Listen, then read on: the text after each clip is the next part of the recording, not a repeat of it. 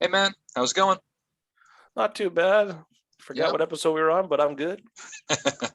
Yeah, we figured it out though. It's all good. So of course, episode Yes. 6, A Fishful of Dollars, with the wonderful Fry getting money, lots and lots of money.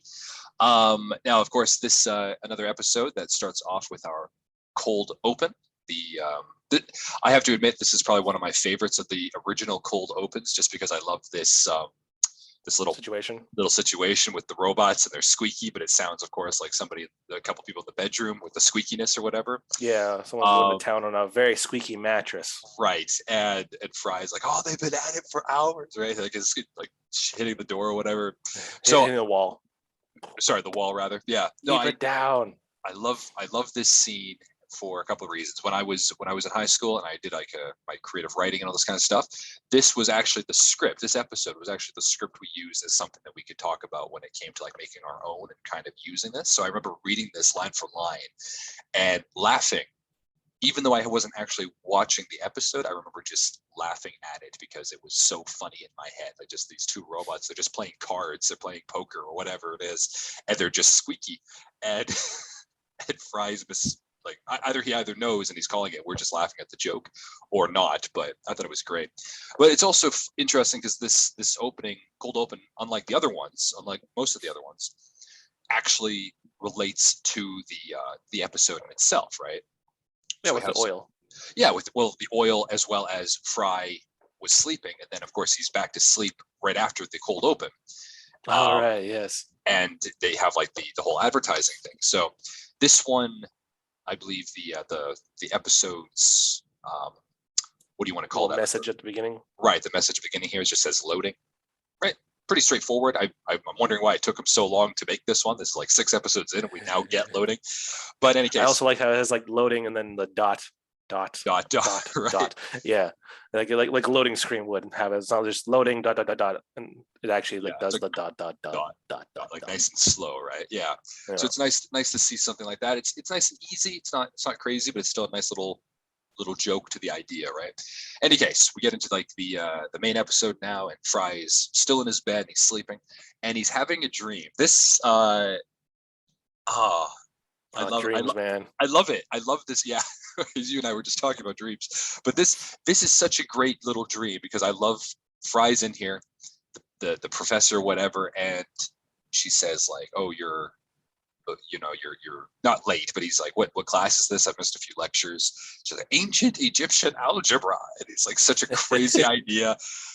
And he's like, "Oh my god!" And you're naked. He's like, "Oh my god!" And then it turns into this advertisement for light speed briefs. So anyway, I want to kind of Underwear. talk. Yeah, briefs are another name for the underwear, right? So I kind of want to talk about this dream a little bit. What do you think about advertising in people's dreams? Because they do remark about how advertising in the 20th and 21st century, of course, we had that, but Well, it's not in our yeah, dreams, right? Yeah, he makes that joke. So we're like this is like 2000, right? yeah, So like he makes that joke where like yeah, it's on like banners, it's on planes and stuff like that, naming like casual things and stuff like that. We're in the year 2022. Our phones in the tinfoil hat are always listening. So right, I always feel like say I talk about wanting to learn the guitar or something like that, right? To a right. friends in like a casual conversation. And then the next time I sign on to Facebook or go on YouTube or whatever, boom, right there. Guitar lessons, Guitar right? Yeah, guitar lessons, or like yeah. go to Fender, Bender, Lender, whatever the Fender, guitar yeah, works or whatever it is, Fender, yeah. right? And pick up your guitar. So like I feel like dreams, we still don't have the complete understanding of dreams right now in current day science or whatever, like that. Like how can we infiltrate the like Inception, right? We don't quite have that Right. right Stupid now, right? Inception. Yeah. I believe though, if they had a way to like send a message in there, and like say it was like a household item, like an everyday household item you could buy, like this will help you calm your dreams so you can have a nice REM sleep or something like that. I have no fucking doubt in my mind that there'd be some company out there saying, hey, here's a cheaper version and or subscription, even like Netflix or whatever, Yeah. but there's gonna be ads in your dreams. I Right. have no doubt in my mind that that would fucking happen. The Excuse my only language. The only issue with that, though, right, is like, how does that help you with having a nice, relaxing sleep if you're constantly getting advertisements? Like, it would be like a normal dream, right? But well, I get your point, dreaming though. of nothing, dreaming of nothing. Is that a good sleep, or do you love having dreams? And they're like, there's, I think there actually is like some science behind like controlling your dreams or whatever, lucid dreaming, if that's what it's called. I think but like, lucid dreaming is being able to control what's going on in your dream and be conscious of it, which is pretty cool. Yeah. I think it's been stated that every night when you do have a REM sleep, you are always dreaming. It just depends on whether or not the individual will actually remember the dream. So like, all right, I usually have pretty good sleeps, and I'm happy about that. But I rarely remember my dreams. Typically, I don't remember my dreams unless they're like maybe, I don't know, freak me out or make me kind of excited, something like this, right? Yeah. So it's unfortunate. Scary versus Grandma's Dead scary. Which one's worse? Well, it's whatever makes you feel that intense negative emotion. Maybe that's the ones I tend to remember, and I'm sure a lot of people are Grandma's like that. Dead. Grandma's Dead monster is much whatever more the thing than is, an right? actual monster. Or as you had a dream somewhat recently, for the audience to know, like you dreamt that we were on the wrong episode, and then you're like, you were on the wrong episode. I was on the wrong episode. Yeah, I was talking to you about the garbage one, which is 2 from this one. But turns out I had already thought that we had done this episode, and I had notes queued up for my 3 sons or whatever it is. And Anthony said, "Hey, Mitchell, you're talking quite a bit about 3 sons. You do know that we're on a fish full of dollars, right?" I'm like, "No, we did that one, man." And no, we didn't. It happened. Like, I remember talking to Anthony about it and stuff like that. Like my favorite joke and stuff like that from Fish Full of Dollars, which I now forget because like it didn't happen. So that's why usually we shoot these things around 7:00 my time, and that's why we're half an hour later. Not that you would know, but it's because he had to explain to me where we were. I was like, "No, man, we've done this." Like, I was like so convinced. He's like, "Whoa, okay, sun's going down, buddy." Yeah, we gotta get back to reality now. Like, let's get you some tea, kind of thing. And so I was like, "No, man, no, we already did it." And he's like, "No, the evidence says we didn't." I'm like, "Oh my God, you're right." So dreams, they can affect you, man. And it's funny. And yes, advertising in dreams. Right. And it's funny that you had this dream before the episode where dreams are affecting the situation of the episode. God. Right? It's just so beautifully timed. Exactly. Yeah. Any case, if we go through here, so of course, advertising in dreams, it is interesting to see whether or not this will ever happen in the future. I mean, the professor gives maybe like the not sci-fi. our lifetime. Well, the egg thing. The professor right afterwards gives like a little brief analogy about like, it's like taking this egg and inserting it with a bunch of this liquid and it explodes the egg. The egg explodes. Of course, so he's like, it's not actually a syringe of this liquid, it's actually gamma radiation. So, throwing gammas, I guess, that'll be the thing that produces advertisements in your dreams. Sorry, to get back to the actual the dream that Fry had, not my dream. So Fry had a dream about Lightspeed briefs and stuff like that. And I love the little sequence there. It was like everyday life when you're in the office and there's Fry just wearing nothing but the Lightspeed underwear. And he has like a little pointer, and he's pointing at like a whiteboard with all his demonstration. The next thing was like, even having good times with another, and there's him in a bed with sitting on a bed with a very attractive woman who also has Lightspeed bra and panties, but he's also pointing to a whiteboard with still doing work. So yeah. It's like, when you're at work or doing something for fun or whatever, right? And then it's like it has his headshot, and then it pulls away from the two of them, and it still looks like he's in the office. That is a pretty good joke. I like that. And then it ends, and then of course, Fry wakes up. I'll never get back to sleep. That was too weird. And then he falls back to sleep.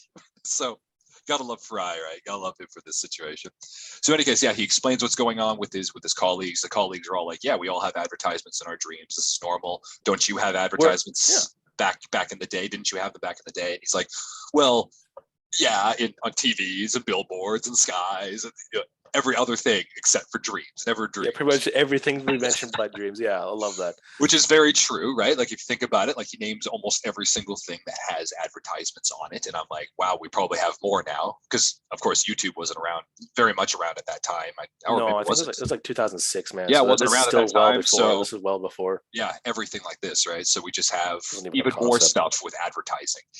Milk and then of course cartons, bus benches. Well, hell, even what are they like, athletes, right? They're walking advertisements almost now, right? Pretty much, They're yeah, doing more or this too. less. So Yeah, like he says, literally everything, but not dreams. Dreams but were the not one dreams. thing that we didn't have advertisements for. So apparently, the 1,000 years in the future, everything's now going to be advertised. That's, I guess, Wow. going to come true. I'm almost positive, assuming that they can get the dream thing working.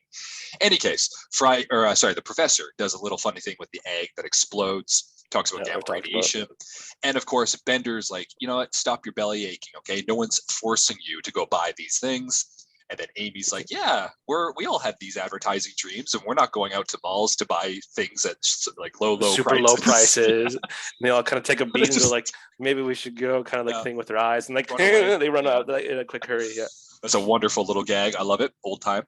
Now, this is something I'm gonna. And if you have like the episode kind of going on while we're talking about this is wonderful, because I think you can verify this for me. In the dream that Fry has. Okay, so do you remember the look? Back, yeah. Well, it's okay. You can remember the old woman that was the professor in Fry's dream, right? Well, not the voice, but the character, like the look of the character. She definitely looks like a female version of the professor. Perfect. Okay, so that character, okay, or that animation or whatever I should say, that it's the character design is in the background when Amy and Bender get sprayed by the woman there. She's on the escalator going up in the back, and her glasses are down, and she's looking at the audience kind of thing. I saw that, and I was like, oh, that's kind of a funny little gag. So I wonder if Fry and this woman had this like tandem dream. So she was dreaming about what he was being there for, and he was dreaming about like being in the class or something. Oh, so everyone's in a dream together? No, okay, hold on. Let me see here. I just noticed something else too. And this is what happens with animation in general. Like you have like your main characters, your side characters, and so on. Then they always have like maybe like background characters, or just like here's like a shot of a park, for instance, and stuff like that. Here's the two main characters walking and talking or something like that. And in the background, they just have people sitting on benches or just standing, talking quotation to each other, just their mouth is moving. Right. So in the first episode, when Fry runs and kind of gets like, oh wow, this is New York because he's from the past. There's a guy and a girl, I believe, walking a dog, and they're naked, but they have a black bar like they used to have like for like television and stuff like that. Blocks out all the stuff. It blocks off the private areas, right? Anyways, you get to see him again too. He's also walking out of the store. But that old lady, there is an old lady that is walking it, but it's not her. In the background, not on the escalator. On the escalator, right when Bender gets sprayed, and then he spits at her, and then right before that, there's like she's going up. Yeah, it's not her. That's not her. I'm almost positive it's her. Oh, never mind. Okay, now I see it. It's as he sprays her. Yeah. So this is, I think this is more of like a 90s thing, because I don't remember it too much growing up with perfume sellers and stuff like that in shopping malls and stuff. Yeah. No, they would have there should be a person saying like, would you like a spritz for whatever perfume. And it's playing on the joke like, oh no, I don't want it, but then they spray they would still do it anyways. It's still a reaction. Yeah. So and we're not supposed to do anything to people, like, good people shouldn't be smacking people, but Bender, being the dick he is, when he's like, no, I don't want it, and she sprays him, he just squirts her with oil. Oil. And during that part, after she's like coughing it off, that lady is in the background looking at Bender for probably doing it. But that is a cool little. It's the same model, right? Yeah. So I thought that was kind of a funny design, funny little thing there, because I'd never noticed that until that day, and I was like, because I had to pause it just as I was like just taking some notes or whatever. I was just watching it, and I was like, oh, that character is like kind of weird, because I paused it perfectly, and I was like, oh, hey, she's there again. And then I went back and I looked. I was like, oh, they are the same model design. So I thought that was kind of fun. And again, they have like a model sheet of like characters and stuff like that you can use and things, and they're usually just kind of like one-offs and stuff like that. But like, mind you, I'm not really at that part of the production, so I don't have to deal with that too much. It's just here's the scene, go at it. It's like, okay, so they've already, all the characters are already in there, so I don't get to see all the expression sheets. They're available to me, but I don't have to worry about them for something like that. Yeah, no doubt. Now, of course, they're all in the mall. Yeah, they're all in the mall. We're going through here after Bender sprays the woman or whatever. That Fry is looking to get the Lightspeed briefs, right? Because he's like, okay, whatever, they advertise or whatever, and he finds them. He's going to go check it out, and they give him this like dummy pair or whatever, like the you could wear this pair. The demo pair. And you can try them on. Here's the demo pair. And the little joke about Fry trying them on, and the mirror has this like everybody looks good in this mirror, but they're Hey, actually they're a uglier. hunk. Right. Oh yeah. Poor Fry. Okay, I have to admit, like I felt pretty bad. Like when I see Fry, he's like, "Ooh, ooh," and he's like all kind of like happy about himself, and then he sees that sign, and then his face just like drops, and he just looks so sad. I was like, "Aw." Objects in me are less attractive than they appear. Yeah, Yes, it's the same. It's like the same thing on the driving mirror. Like things are closer than they appear. of course. Yeah, That's the like joke there, right? like the technologies. That's hilarious because that's filters, man. That's Yeah. filters. Yeah, oh my Like God, we Instagram have filters those and now. stuff. And like Yeah, there's and mind you, a lot yeah. of them are like more for fun. Like look at my eyes, they're giant and anime. My mouth is so I got small. toddlers. Yeah, exactly. Yeah, I got It's cat all ears. yeah. But actually, you know what? In certain places of the world, a lot of these kinds of things. Maybe they don't have Instagram or other types of apps. So what they have actually is like these camera filters. They're actually built into the cameras now, and people when they take pictures, they use them specifically like at the highest rate they can because they want to look the best as possible in Yeah, their own yeah. mind. There's beauty ones and stuff Yeah. like that. Yeah, yeah. The Make problem, your eyes a little rounder, your cheeks a little yes, fuller, little thing. your jawline a little pointier, so that way you don't have the double chin, Sure. whatever. Yeah, Or even yeah. like So your cheeks can even be like less or what's the word, like more contrast, I guess, so it doesn't look like you have any freckles or any lines or any red or yeah, anything like yeah, this, yeah. right? So there's like all these little techniques now that people can do it on their own apps and such, and it's Oh kind of yeah. this it's Photoshopping on debilitating the to go is very easy because of yes. programmers and stuff like that. Yeah. Yeah, And it really programs. hurts the esteem. I think it really hurts the esteem of like of specifically young girls, but like everybody really. But Oh, dude, when people body take real dysmorphia is a thing that pictures, affects both genders, man. sure, It's not like look at the superhero movies as an example. I right? will never have a Chris Hemsworth body. Not unless you really, really, really work at it and buy like a Yeah, exactly. 200 Yeah, an and hour gym guy who can like yeah, put you do this they kind of have stuff, people right? for that. Yeah, Exactly. and same thing. Like women will Yeah. never look as good as God. I don't know any people right now. Name. Scarlett Johansson. Let's just keep with the Marvel stuff Sure. and stuff like that. She worked hard for that. Also, mind you, she was pregnant for one of those movies, so they did not what's the word I'm looking for? Avengers. A lot of sitting down, a lot of different things for it. Yeah. Well, yeah, They hit her there's stomach. their filming techniques and stuff like that, but like Yeah. they did CGI her. There we go. Is what I was looking for. CGI her stomach and stuff like that. Like she wore the green band across her stomach and stuff like that. So whenever she was talking or something, they would CGI her pregnant belly out, or it was their stunt doubles who would wear a mask, who would Right. trick Chris Evans, by the way, and he would always lose. There was like three of them. They wore her mask, Yes. and he's like, "Oh hey Scott, oh hey Chris," and they're like, "No, I'm not actually Scott." What? It was very funny. Good. Sorry. Well, that's okay. Specifically with that, Body you're right, dysmorphia. because they do the body dysmorphia with the with Scarlett Johansson. Like they also had her sitting like next to tables or sitting down at general time because it was a trick. Usual tricks for the trade. But yeah, it's unfortunate though, because when people get normal pictures, they are kind of taking this away. So Fry seeing this, and he's only done it like once or twice since he's been in the future. Back to this one, yep. He still has this sense of like sadness, right? And my favorite thing about that is that there's models that walk in the mirror with him, right? And that just he's like, so much more, yeah. And then it just goes back to him. Just he's by himself in the room. Yeah. It's just the mirror has the models. Yeah, it's kind of like the mirror of Erised from Harry Potter. Kind of, like when he has like this, he can kind of feel it, but we don't know if Fry actually feels these models like touching him or something. I don't know. It's such a weird thought, but yeah. Again, I just love Futurama for this something like this because like we put way too much thought into this 20-second gag, right? Yeah. So it's just I love these little Futurama jokes like this because they're just funny. They're clever. They're not super smart, some of them, but they're just makes you remember what's going on with that, right? Especially in this. So afterwards, we also get this catch with Amy and Leela are also kind of shopping. I think Leela's trying to get like maybe some like a makeup thing.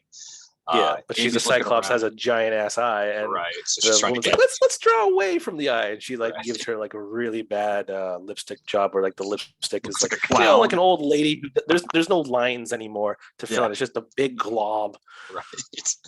And then here we have Bender, and he's, for whatever reason, he's got He's this wearing new a green sweater. sweater, but he's like stuffed up this sweater with cans of He's stealing. Yeah. oil, right? Which we'll come to Mom's see afterwards. old-fashioned Yeah, robot oil, made with exactly. 10% more love, the next leading brand. I love that. And oil, moms, and love are all trademarks of the Moms Corporation. So that's a wonderful little line as well. Yes, Mom is the friendliest in old industrialist or something. Yeah. That everybody thinks she's like a lovely old woman because she puts on that kind of old style, like, oh, Mom takes care of us kind of thing, right? Yeah. Of course, we then learn a little bit more about Mom in this episode, so we'll get to that in a minute. But of course, yeah, Bender's stealing the robot oil, which is kind of like the lead up to what's going on. Meanwhile, Fry likes the Lightspeed briefs. He wants to buy them. He goes up to the cashier, and this is a fun little joke. I don't know if you ever heard these other jokes in other TV shows or anything, but he says, like, listen, how much are these things? Like, oh, they're $30. He's like, I don't have that kind of money. He doesn't even have $30 to his name. And he's like, do you take, what is it here? Visa. Hasn't existed for 500 years. It's like, okay, how about American Express or whatever? Yeah, 600 years. And then there's last one, Discover, the Discover card. Now, I don't have, I think this is an American thing, right? That's an American card. So we don't have this card, but I do recall we do take people. Okay, I do recall a lot of places at the time, though, did not take Discover card, and there were a lot of jokes in other shows. So the guy even says, like, "Oh, I'm sorry, we don't take Discover," as in, like, they still have Discover cards. Like, nobody takes them. So I thought that was a great joke. It never said that they stopped existing. They just stopped. Right. They just don't take it. Right. I'm sorry. Right. I never thought of it that way. I thought it was just another like nah kind of thing. That's hilarious. Yeah. So it's like a little fun joke there. It's like, oh, I'm sorry, we actually don't take this. So it's American Express too. Like in Canada, we don't. A lot of places don't take it. Well, they do now but when I was working back in like 2009-ish or something, I was like, "Do you take American Express?" No. We have MasterCard, Visa was the primary one. That's it. That's all we have here. Yeah. So I'm sure Discover's gotten better as well. But in any case, so yes, and then of course we go over to introducing Mom Thruly for that, and that's when the Made with 10% More Love. Fry doesn't know who she is, obviously, so he's our gateway into knowing who these characters are. Amy explains, like, oh, she's the friendliest industrialist, right? Now, after this happens, we then get back to cut with Bender walking around, and he's accumulated even more oil. And the spy camera robots who are like guarding it are all there, like they're just watching it. They're waiting for him to make a move, right? Until Amy says, like, "Oh, that's it." Or sorry, Bender says, or was it Bender or Fry? Fry says something along the lines of like, "Oh, maybe you need some of this oil because you're squeaky." And Bender's like, "Ha ha!" And then it drops. And he has this out of the sweater, yeah, out of the sweater, the long gag of all these cans dropping out of his sweater, and he's just like, okay, I guess we're okay. Now I think we can all just all drop out. So, long story short, obviously, Bender gets arrested, and was it Leela, Fry, and Amy are all there to try and help him get his bail. Which they're trying to pay for bail, right? Which is kind of this is a weird thing. $80 for Bender's bail, and the only reason we know that is because they say like, oh, $79.50, we're 50 cents short. And I thought, like, do you think that's too low for having like somebody try and steal all this money? Do you think like $80 is like quite short for this? Like, where? I don't know, especially for like a New York City thing. I don't know. I thought that was kind of. I'm gonna say it's a supply and demand kind of thing. Like if their system is overrun with criminals, so something like something as harmless as just stealing something might not account for a lot of bail. But I would say that just like they'd probably ask for more money in real life, kind of thing. Or you just I feel like pay a fine. You pay a fine maybe rather than a bail. Right. Well, that'd be essentially what it is. Bail is essentially the fine because Bender couldn't pay it, right? But at the same time, it's just kind of a funny thing. Like, I'm sure his fine was more expensive than what his bail is. So in the end, he actually does pay money. But it's just kind of a funny situation. In any case, they can't come up with that extra 50 cents. Right. They're 50 cents short. Fry sees that. Oh, look, there's my old bank. I wonder if I still have an account. And they go to the bank, of course, and this is kind of funny because this is definitely the way unfortunately, this is definitely the way banks are going. They scan him, and they talked about like, we don't have your eye scan, we don't have your fingerprint, and we don't have, I think, your colon map.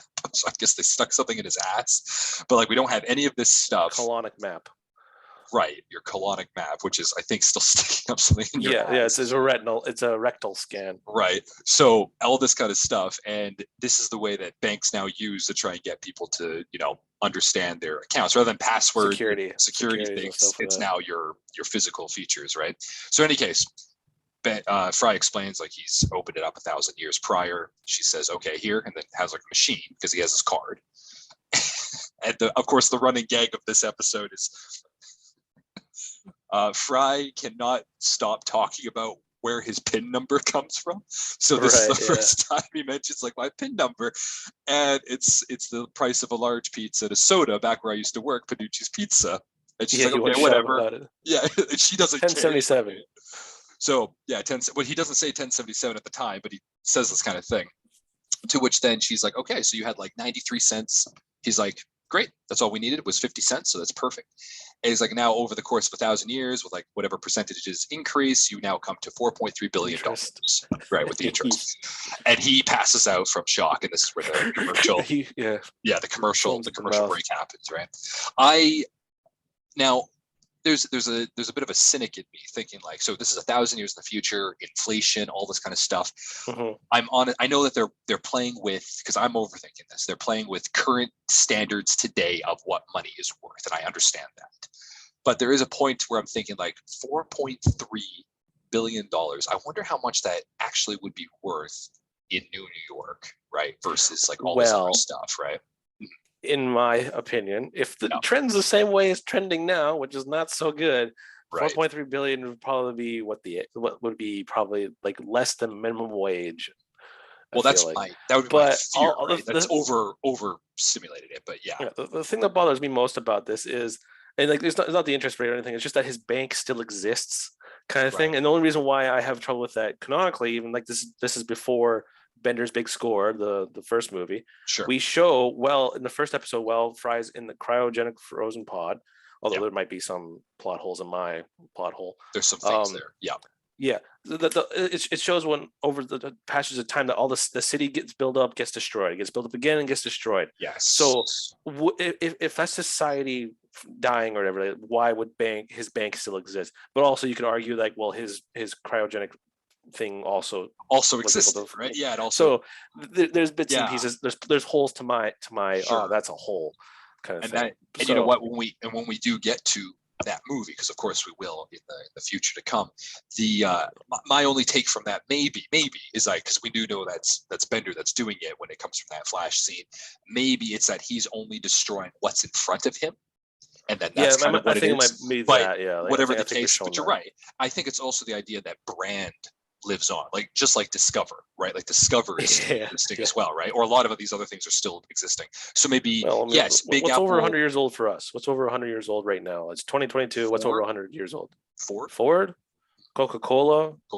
Yep. Well, even Hollywood Pictures, like a lot of those ones, like they may have evolved since then, but a lot of the companies are still kind of like the Metro Goldwyn thing. I think was like turned into other ones and stuff, but that's still around.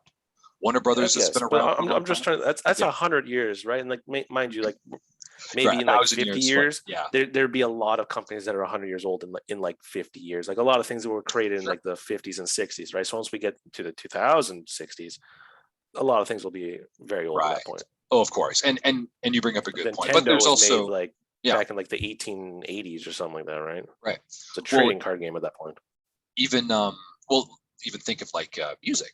Right, like we still maybe not you particular or me all the time, but a lot of people will listen to like Beethoven and Mozart. Mind you, they're not 1,000 years old, but at the same time, like, they're pretty old and stuff like that. But it's not the original recording. So what you got to say about that one? Huh? Well, it's not about Big Apple Bank isn't the original Big Apple Bank either. No. I think it's like B&B or is like the original bank. The brand is the main thing that survives. So yes, let's say the original Big Apple Bank, which is Fry's bank, gets destroyed. Another building is built, and then of course Big Apple Bank buys the building and then takes over. But I think we're going a little too ahead of ourselves for this point. Again, we're overthinking this way too much, like we usually do. $4.3 billion it may not be as much as we think it is, but I think for the context of the show, because Bender even talks about this, right? The year 2000. Bender talks about this. It is supposed to make Fry stupidly rich, at least for this kind of thing. So, cut commercial break. We come back and they're having I think you and I, we both love this scene, the rich guy party. Right, they just have this stuff. Cats. They have their top hats. They're all drinking champagne. Fry's smoking a cigar. They're all this kind of stuff, right? And they have Leela saying like, I know that Fry is rich and all, but like, do we really have to wear these top hats? And Bender's like classic line, like, I don't think you know how rich Fry really is. In fact, I think I should wear a monocle. Puts on a monocle. Right. Yeah. So okay, sorry. Memories coming back to me now. Yeah, I was watching this. I think I watched this 3 times while I did the title original card first. I think maybe that participated in why I thought we had already done this one, because I watched it like 3 or 4 times. Sure. Yeah, that's fair. Because that scene is actually quite good. It's very short, but it's still nice to see this because Bender does have that line, because he does use it later. Yeah. I gave you the monocle and I gave myself a top hat. Reverse, I think. I got the top hat. Oh, right. And this is the first time we see Scruffy. Yes, thank you. I was just going to bring that up. When we go into the rich guy stuff montage that they keep on doing, they're doing a massage for Fry and Leela. Bender's getting like a what do you call grinding? There's a right. And the person who's doing the polishing is Scruffy, but it's not Scruffy yet. Yeah. But this Scruffy, instead of, like, if people who know the show, Scruffy the janitor, he has a gray mustache, but in this one he has a brown mustache. So he was just a background character. He was a background character at this point. And I think probably at some point they're like, well, this is a really good character. I like the look of him. All right, let's use it. He's such a when we actually do see Scruffy in the Planet Express, he changes it to his gray mustache or his white mustache. But yeah, this is him. This is the character model, and he's just there. So it's kind of fun to see that, like, oh, there's Scruffy, but it's not Scruffy. Yeah, there's a few times where he's actually like a background character, but it's not mentioned that it's Scruffy. There's this one, and I know he's also in the one with the penguins where they're hunting penguins. Yeah, he's also there too for that one, but they don't mention that it was him. Yeah. But I think it was the same voice. So like, I don't know. I think there's another time I think I see the same character model, like the one with the brown mustache is also like sweeping or something. Maybe might be the penguin at the museum or one of the museums. Oh, right, like the head museum or something. Yeah, so I'm like, that model was used a lot. Maybe they thought like, you know what, this is a pretty good one. Let's just change the mustache. There could be a thing like where Scruffy is a clone of the original Scruffy. Like Scruffy is a clone. They also did mention as a joke somewhere that he's a zombie. Right? Yeah. So maybe. Okay. Here's some headcanon for us. Ready? Maybe here's a theory. Maybe what they had happen was this person, right, the brown mustached one, somehow, because he was working on these jobs, he died, and then the professor's the one that was able to do something with him, and then they brought him back, and then they're just like, well, we can't put him back into society because he's Scruffy now. Let's just have him be the janitor, and we'll just have him be here. Maybe that's how he got brought in. That's why no one's seen him before. That's not a bad one. The other one I was thinking of was that like all the servants, like the servants' jobs, no one wanted to do them anymore, and robots had their uprising or whatever, right? So they just cloned one guy to be the janitor at every place, like, right? There's Scruffy 1, Scruffy 2, or they all have a name or something like that, right? Maybe our Scruffy is like the one that's like just too lazy. He's just too lazy. Exactly. So that's why he works for Planet Express. Oh, that's exactly good. I like that theory too. There's that, because like again, like we see him there. There's also the one that was hunting birds, and there's another one that we saw too that probably isn't Scruffy, right? So that's why I think that they're clones, or they're twins or whatever, septuplets or whatever the number is. They could have a fun time with that. Yeah, like that's just a theory, and you know what? And if this somehow gets the creators, right? And they just like, you know what? I just watched something. Apparently, it's impossible to prove something doesn't exist, kind of thing, which is kind of true. But how do you have proof that that one thing doesn't exist? Well, I don't have any proof that says it exists. I also don't have proof that says it doesn't exist. All we can have is evidence towards something that could be, right? But of course, we can also chalk this up just being, as you've said many times, a nice familiar character model that they can reuse, and then Yeah, let's just especially tweak it from a the little early bit. seasons. Exactly. Especially from season one is probably the best thing to have, because I'm pretty sure there's other shows too that have a background character Oh, that eventually obviously. gets lines and stuff like that. Yeah. Like I think one of the ones I know of is from a TV show that I liked, was called Star versus the Forces of Evil or something like that. Sure. And they're like high school kids or something like that. And there's all, when you have a class full of kids, you always have like character designs and stuff like that. Yeah. Later on, one of them got a hair makeover, and then she had lines. All of a sudden, that was like a best friend. So they changed the character design a little bit, but she went from not just being a background character to having lines. Sure. So it's not an uncommon thing to see first season kind of thing. They're just like, here's 20 characters, boom, those are the Do background what we characters. can.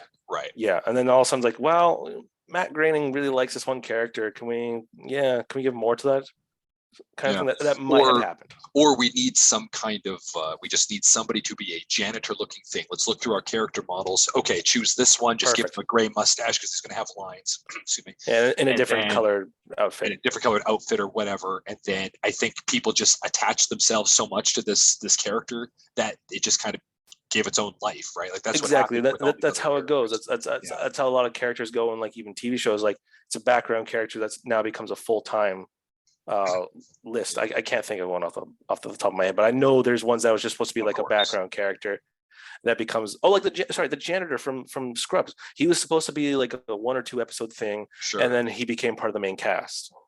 Yeah. Well, Because of the love of the character and stuff like that. Sure. No, they've had it even with drama shows. They've had it where one of the main All My characters was Children. not supposed to be that. I was even thinking like Lost and such. They were originally supposed to kill off Sorry. the original main character, and he was supposed to die, I think, after the first 2 episodes. But he had such a good testing that they're like, "Oh, never mind. We'll keep him and we'll just rewrite it in." And they did that with a few other characters actually. So, any case, yes, first sight of Scruffy. And then, of course, we go into a main more of the element. montage, right? More of the montage where Fry is in like an art gallery looking like that. He points to the Mona Lisa, and then they do what a lot of people love to do. They shoot it out into the sky via catapult, and then they pull their guns out and shoot the Mona Lisa picture. Right. And the last one, they go to a pizzeria, and the robot that has like that New York accent type of thing or whatever, that roughness. Forget about it. And then yeah, he's like, okay, so just we'll order pizzas. The bill's on me. Just keep it under $50 million.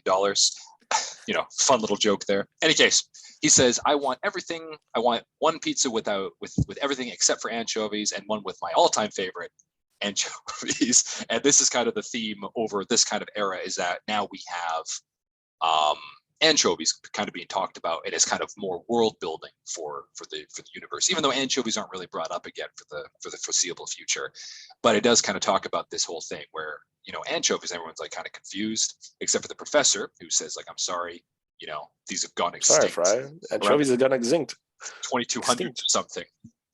And he even around the same time your people showed up. Hey, Zoidberg, what? I'm not on trial here. I'm not on trial here, right? And of course, Zoidberg would then afterwards admit that their people ate all the anchovies because they were so delicious, and he wanted them all and all this kind of stuff. They're all gone. We ate them all. We're sorry. So Bender as well, but Fry's like sitting there. He's like, oh man, I wish I could get all the stuff that I wanted from the 20th century again so I could share it with all of you.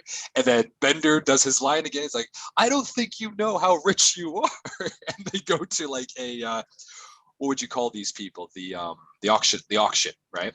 And all for this old 20th century, 21st century stuff. And essentially Fry buys everything. We'll just say everything, a lot of stuff, apartment. He gets an apartment as well, but he buys all this kind of stuff. Any case, the last thing on the menu for the auction, no pun intended, is the anchovies. One can left, unopened. I think the guy says like it's going to be edible, like you can guaranteed edible, you can eat it. And the only other person there that seems to, a couple of people bet Fry beats them all, but there's one other person that competes with him, and that of course is Mom and her 3 sons, who are actually visiting in this whole area right now because they also want these anchovies, but for different reasons. So they go up Before we get into that, Yeah, I yeah. want to say that this is probably my favorite joke of this episode. So Okay. they're at the auction thing, Mm. and Fry is buying some stupid thing, and then Leela's like, "Why are you buying that?" He's like, "I have an idea for a TV show," and then Oh, do you she's know like, what "But that? why?" And then Yeah. Bender's like, "Come on, Leela, just let him Oh, be." And she's like, "You're right. just letting him be himself because he bought you that little robot toy, which is the Right. Rock'em Sock'em Rock'em Sock'em Robots." Robots, right? And and Bender's And he like, plays against "Yeah, himself, it's a and he, cool thing," and he pushes the button, and then one of the robots hits the other robot in the head. And if you guys know Rock'em Sock'em Robots, when yeah, the other one loses because it gets hit in the head kind of jacks up a little bit. But Bender didn't know that, so he screams yeah. It because he's a scares him, robot. right? He's Yeah. scared. That's my favorite joke of this episode. It is, eh? Okay. Yeah, for those of you who know Rock'em Sock'em Robots, that fun toy from like the 80s and the 90s, Yeah, very that's dated. when he It's gets very him. dated. I don't Uh, think you can even buy one nowadays. I think. they probably called them something else and slapped a new title on it or something, but it's Yeah, essentially the same slap thing. them, wrap them, or something. I don't know. Right. So in any case, yeah, so they do this. And then the skeleton that Fry buys actually is Ted Danson. Do you know who Ted Danson is? Ted Danson skeleton? Uh, His main thing that most people know him for from before was Cheers at the time. He was like the main guy from Cheers. You might also know him oh from right, A yeah, Good yeah, yeah. Sorry. Place. The Good Yeah, it's a Place good with place. Kristen Bell. Yeah. I was thinking of Tony Danza. That's who I Oh, was. Sorry, sorry. Tony They Danson. No, a different Ted baseball player. Danson, Tony Yeah. Danza. Right. They're both T's and D's. Okay, I'm Yes, yes, sorry. yes. Yeah. No, Ted Danson. Yeah, Yeah. Ted Danson. Yeah, yeah. Yeah. I know he is. I did Yeah. enjoy the Good Place. Didn't end on a high note in my opinion, but still was a good Whatever. TV Yeah. series. I never Highly watched it, recommend. but I did watch Cheers. So I watched a little bit of CSI with him being the head person. So Right, he did I that for knew a long time. Yeah. I know of Ted Danson. I think he's fine, but yeah, I didn't watch a lot of the material for it. But I do know this little joke that Fry's throwing out there. So I thought that was pretty funny. Now, of course, yeah, they bet for the anchovies. Fry ends up winning with how much did he do? 50 million, was it? I think it was 50 million. $50 No, he says 1 kajillion, and then the guy's like, that's not a number. And he's like, oh, okay, 50 million. And then Mom lets him have it. Now, this is great because now we're introduced to the idea of uh, Mom herself with her three sons. Okay, so the sons here, Walt, Larry, and Igner. Okay, I suppose you could say they're typical henchmen. There's the smart Yeah, one, they're the cowardly crap. one, and the stupid one, right? Like They're yeah. the three people that always Three hit each other with the Stooges, things. Three Three Stooges. Stooges. Yes, I think that's what they're kind of trying to get them as, but like they're the evil versions of them. that could be. That could be. Yeah. We know that. Yeah. So Walt is the smart one. Larry is the more cowardly one. The Igner is just dumb or whatever. Yeah. But yeah, Mom's sons, and they're her go-to henchmen. We see them very often. They're also funny in their own way. I think they're, especially Walt, I think they have a lot of really good chemistry with just each other doing all these kinds of things. Now, main thing here, Mom wants the anchovies not to eat as Fry does, but she does it because she wants them because the anchovies apparently have a secret little gene where they can produce oil that could lubricate a robot forever. And this, of course, would run her right out of business, at least in the oil industry, because she has all these other You forgot to conglomerates. mention how evil she is, because the thing is, if you take that DNA enzyme or whatever from the anchovy and then implant it in Right. third world children, I was which getting I just to that. find, Yes. yeah, I mean, Boom. like the fact, Cheap, effective oil. boom, yeah. Now you're right. That is something I kind of skip over there, but you're right because it does show that she only cares about money. All she cares about is money, and she's also wearing this robotic or fat. I think Igner calls it a fat suit or whatever. But it turns out she's actually skin and bone. She's horrible. She just she yells at everything. She swears all the time. She's not this kindly old woman that her TV reputation is, right? A little meta commentary on what celebrities are actually like behind the scenes. Yes, Rich yes. people are like When they had when the camera's in front of them or they're in front of a yes. crowd. Oh, hello there, dearie. Could you please help me with my groceries? Could you please close the door? Damn, that thing is itchy. Yeah. Whatever, right? Yeah. So she's very, very, very much that kind of. I love the character because like first time seeing it's like, oh, little old lady, and then she turns out to be this evil old horrible crow person. Witch. And it's funny as well because she doesn't really keep up that the facade of her being that kindly old lady in later episodes. I guess even when she's in the fat suit, she's still very kind rude of there. But Maybe. yeah, the one episode where she's like, "Now conquer Earth, you damn bastards!" Right. Yeah, she's very much She's her old open crow now, witchy. right? Yeah. But in Yeah. any case, she does have that power here. Well, I think it's Um, probably because this episode was all the joke was like, "Oh, look how lovely and wholesome she is," and then she's yeah herself. right. Turns out she's not like that at all. Now, Yeah. before we get into the next part, which I think overall is just a phenomenal part of this whole thing. Meanwhile, Fry, of course, has bought this apartment. He's acquired all this 20th century stuff, and he has said, "I'm now happy. I've picked up my life right where it should be because all he cares about are the things from that past." He's essentially living in the past, which is the theme of this episode. Living in the past, not understanding the present, all this kind of stuff. And, you know, Bender and Leela are there trying to get him. Like, he hasn't been to work in a long time. There was I just want to bring up this other thing as well. A little bit before, there was a funny little joke where they're in his apartment for the first time, and Bender is commenting on his tube TV, and the TV itself is like the old staticky type of rabbit ears one or whatever. What are those CTVs? No, CRTs? no, I think it's just called a tube TV. It's just a very old Tube like, TV. takes Okay. two people to lift a tiny For one, right? Yeah. Yeah, for people who don't know about these old TVs, They screw weren't you. flat. Yeah. They weren't flat. They Yeah. like a 20-inch one weighed like 300 pounds. They were massively Yeah, heavy, sure. basically, you didn't have these little flimsy TV stands that would hold up your nice flat screen TVs. I had to help move my own. I helped to help move my friend Kenneth, and his dad had to help us. So there's basically three people on this. Yeah. I don't know, just even like 2 feet by 2 feet TV by 2 feet or something like that. All the technology Just and heavy mechanicalness and TV, that it was like solid iron for some reason. It's like, hey, felt like it. Yeah. those beautiful TV things, yeah, they weigh 300 pounds, and it's awkward. They don't have handles on them. Yeah. Your fingers will lose feeling for 24 hours because of your grip. It was awful. It was Now horrible. we have these lovely 20-pound TVs that you can take anywhere with you and just 50 inches you can carry with 50 one inches, person. Yeah, doesn't matter. Yeah, A no 50-inch tube TV, you wanted to cry.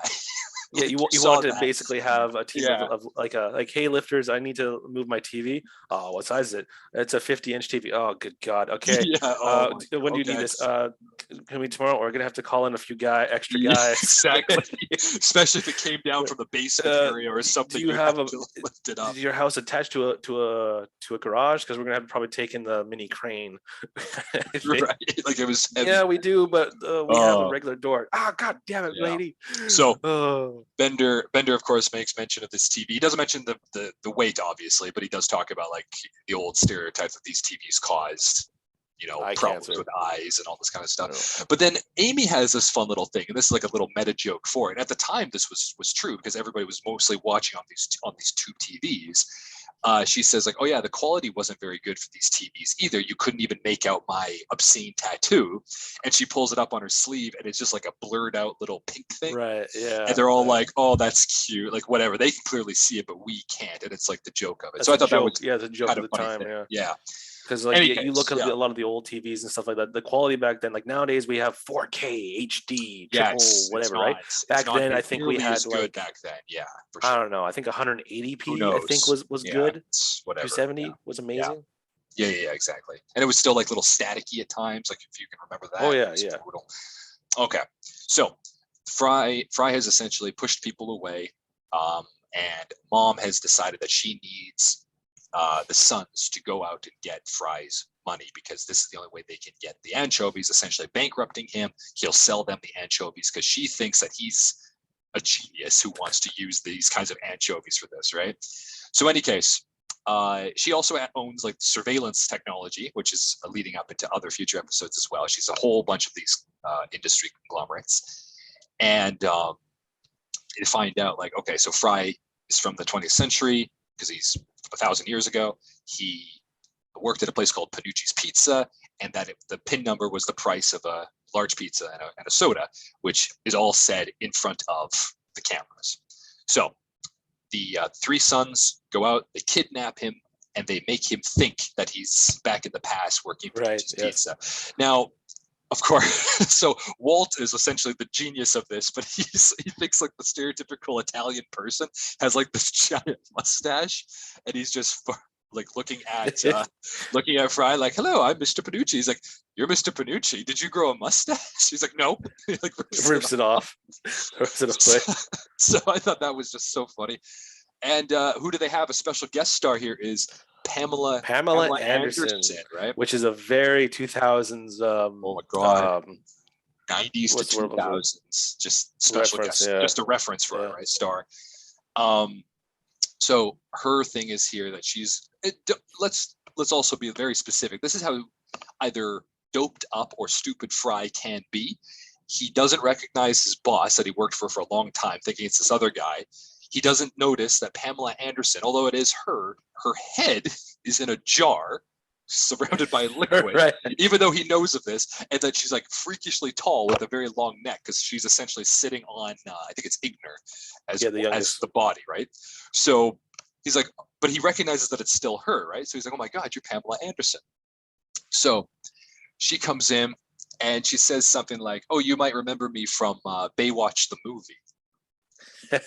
And this is such a good joke for the time. This actually aged well because, as you and I know, right, Baywatch actually did come up with a movie, and I think the joke for that one was when she said, like, "You mean he's never seen the movie that was entirely shot in slow motion?" No.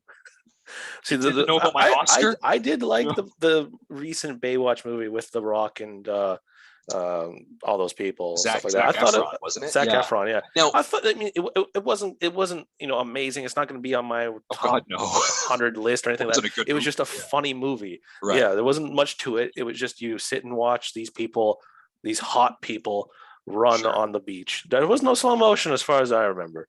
Correct me if I'm wrong. Was Pamela Anderson? She also had like a special guest star in that film. She was like a big part. Yeah. With the spoilers.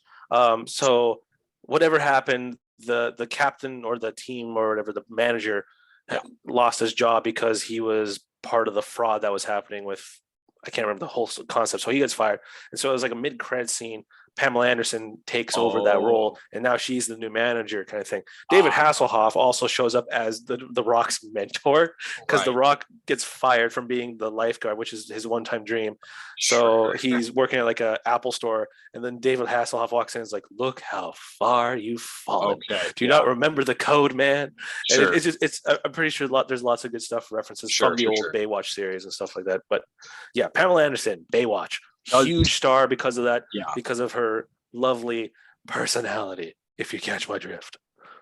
Yes. But the point is, she was in the Baywatch movie, but only in that mid-credit scene, you're saying. Yeah. So of course, they're taking some liberties, of course, because this episode was made far before that movie even came out. But it is kind of funny to hear that there is actually a Baywatch movie and she was in it. Of course, she didn't get an Oscar or anything, but fun little joke there. Now, with this, they go there, they trick him into giving it away, and this is the second time that we mentioned, like, "Oh yeah, this is the large pizza and a soda joke. That's my PIN number."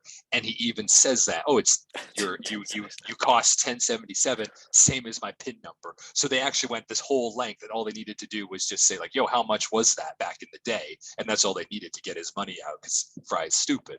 So anyway, they get his code. They knock him out again. They toss him away. They take all of his money and they drive off. Fry, of course, is happy because he's back where he thinks is the present. And now they're here, but they've taken all this stuff aside from the one thing that Mom needed, which was the anchovies. He had it like in his pocket or something like that. Exactly, or like in his shoe or whatever. Yeah, he had it hidden. So he's deciding, like, he's going to get back his friends. He's going to get back everything he wanted because he realizes he has to live in the present, which is, of course, the future. And he goes there. He's like, "I'm going to make a pizza and I'm going to put these anchovies on the pizza." To which Mom tries to buy him out. She realizes that he's actually going to Holy hell, you're going to eat them? Right? Well, make sure you eat them all. You're a growing boy. Pat, dumbass. And Fry's like, "Oh, what a sweet lady." Exactly. Anyways, it finishes off here the episode with Fry making the pizza. Everybody tries it with one of the anchovies on there, and everybody hates it except for Fry. And Fry's like, "Yeah, they grow on you," essentially saying, like, "Oh, you have to eat more, but there's not going to be any more." Zoidberg walks in, senses it. What's that heavenly stench? and boom, he's gone. He eats everything, destroys everything for it, and I think they just close out on Zoidberg's eye.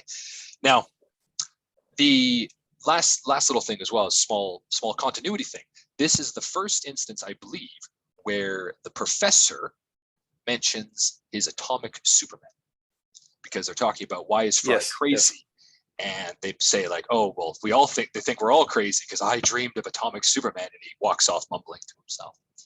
So anyway, this is where the episode ends there with Fishful of Dollars. So overall, let's get into the final part here. What was your favorite time of the episode, your favorite scene, your most funniest scene, and who do you think was your MVP, Mitchell?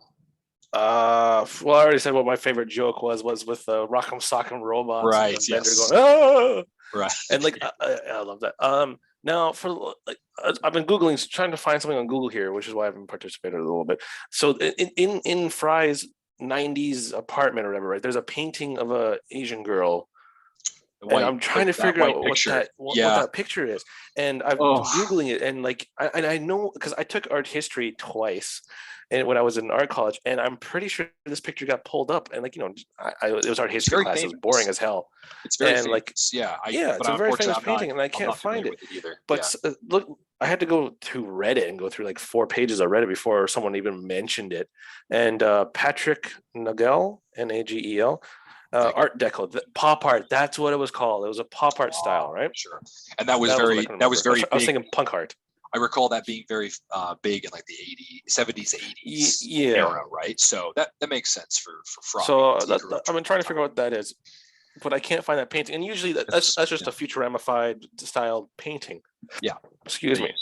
And I still haven't found the actual original painting that they've referenced, but I'm pretty sure it's this guy. Someone said that, and from looking at it, it's pretty cool. Right. Favorite character? Oh, that's a tough one. Yeah, your MVP for this. Well, what was your favorite scene? Sorry, so your funniest scene was the robot one. What was your favorite scene of this? Do you have the funniest one? My favorite one. Yeah, or like one that you thought the style, the art, and everything was okay, right? I'm trying to think. Yeah, this is still all hand drawn stuff with animation cells and stuff. So this is all pretty good. Yeah. Favorite scene is probably the one where Zoidberg comes in and eats the rest of the pizza and then starts threatening them, which is the very end, the last scene. Yeah. Okay. Again, Zoidberg's probably my favorite character, I think, consistently, anyways. And what's your favorite?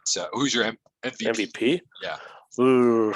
Probably Bender, just from the monocle. You don't realize how Bender again. Rich. Wow, you're a little too much for Bender. People are going to start thinking that Bender's your favorite. Like four of the episodes, 4 of the 6 episodes are Bender. 4 of the 6 episodes. Yeah, okay. At least that's what I remember. Yeah, this is still first season, so you don't get much of Zoidberg. You just get little snippets of him. Stuff like that. It's generally going to be Professor or Zoidberg is going to be the ones I pick from pretty much or season Fry. 3 on. Right. That's what you said. Or Fry. Yeah, it's going to be one of the main 3 or those 2. There's not going to be anyone else. Fair enough. From just me going through my Futurama memory, yeah, it's going to be those guys. Sure. What about you, Anthony? What about your favorite scenes, best scenes, and all that stuff? So I think my favorite joke that kind of comes out of here is kind of a tie. It's either the Zoidberg as well. I'm not on trial here. I thought that was really funny. That makes me laugh a lot. Also with Mom delivering like her line, she keeps on yelling at the sons as they're like interrupting her about something. So I thought that's like multiple things though. So I think that's pretty funny. Because I remember you saying, well, this is from previous watchings, because Anthony and I watched shows lots of times and stuff like that. Yeah. I remember you saying this is one of your favorite jokes, and I don't. Maybe you just said it was just you loved that joke. Maybe it wasn't your favorite joke, but you love this joke. Yeah. Was when they first got into Fry's '90s apartment, when Leela's like, "Oh, Fry, how could you like this flooring? It's such hard wood." I remember you saying you loved that joke. That wasn't me. Oh, it was 100% you. No one else that I know watches the show, but you and me and my brother. But he just liked talking about it too. I do like that. I do like that scene. I think there's a pretty good.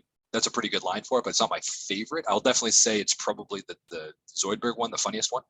My favorite scene might be just the montage of all the rich guy stuff. Of course, that's the first time seeing Scruffy and everything. My MVP actually is Mom. I think Mom is just hilarious, and every scene she's in, she steals the show. So I think that's my favorite for her. Yeah. Bender was good. obviously a close second with like, I don't think you know how rich he is and stuff like that. I think The that's very monocle, good. the stealing of the stuff. Right? Yeah, Like, that's all I'm sticking with that. He's my favorite for sure. MVP for the episode. Excellent, man. All right, and then that will conclude episode 6, A Fistful of Dollars. And next time, episode 7, My Three Sons. Now that we have it here, we'll establish that now. But thanks again for joining me, Mitchell, and for everybody watching for all this stuff. Thank you guys for listening to our random tangent. We went on a few far ones on this time. I know, and I wasn't the one that instigated a few of them. So we all have our rants for these. So fair enough. But in any case, we'll see you all next time. Thank you for joining us. And have a great day. Thank you for listening. Take care. And have a great day. Take care.